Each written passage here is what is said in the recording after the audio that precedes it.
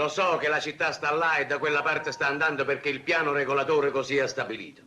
Ma è proprio per questo che noi da là la dobbiamo far arrivare qua.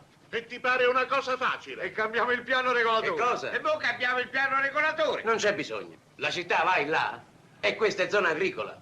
E quanto la puoi pagare oggi? 300, 500, 1000 lire al metro quadrato?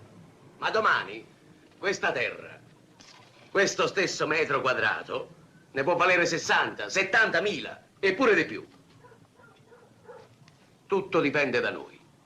Il 5.000% di profitto. Eccolo là. Quello è l'oro oggi. E chi te lo dà? Il commercio, l'industria? L'avvenire industriale del mezzogiorno, sì. Investi i tuoi soldi in una fabbrica, sindacati, rivendicazioni, scioperi, cassa malattia. Ti fanno venire l'infarto queste cose. E invece niente affanni e niente preoccupazioni. Tutto guadagno e nessun rischio. Noi dobbiamo fare solo in modo che il comune porti qua le strade, le fogne, l'acqua, il gas, la luce e il telefono.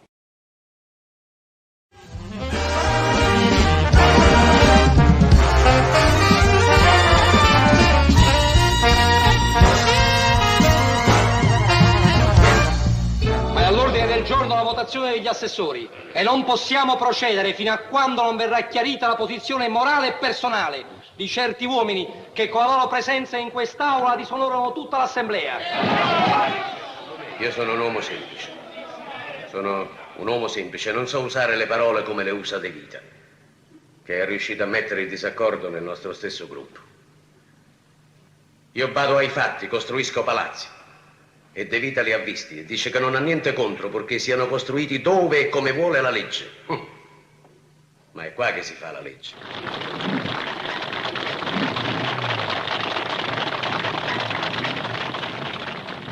Vai!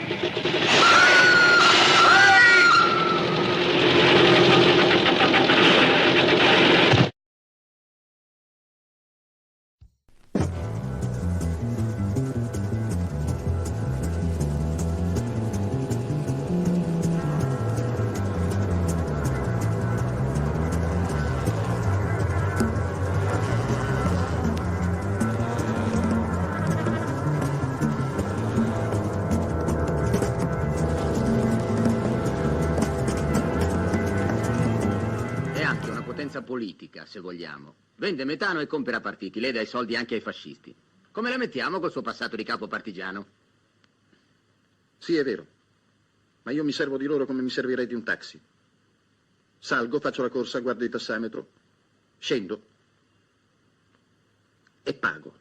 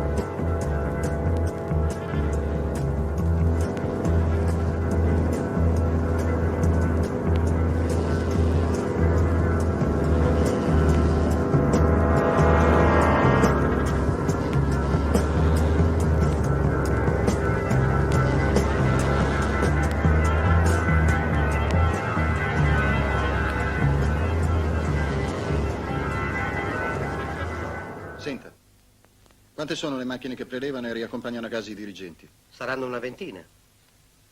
Voglio una cifra precisa. Una ventina a Roma o in tutte le sedi dell'ENI in Italia? No, a Roma. In Italia devo controllare. Saranno circa un centinaio. Bene. Si segga.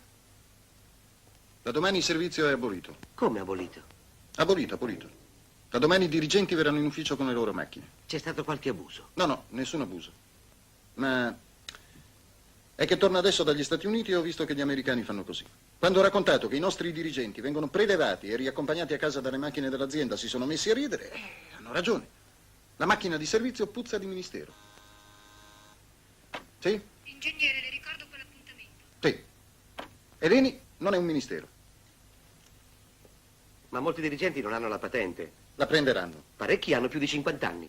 Il presidente dell'Agip ne ha 70. Io non sono più un ragazzo e verrò in ufficio con la mia macchina. Diamo almeno il tempo a quelli che non l'hanno di prendere la patente. Ho detto domani. Anche il presidente dell'Agip? Anche il presidente dell'Agip.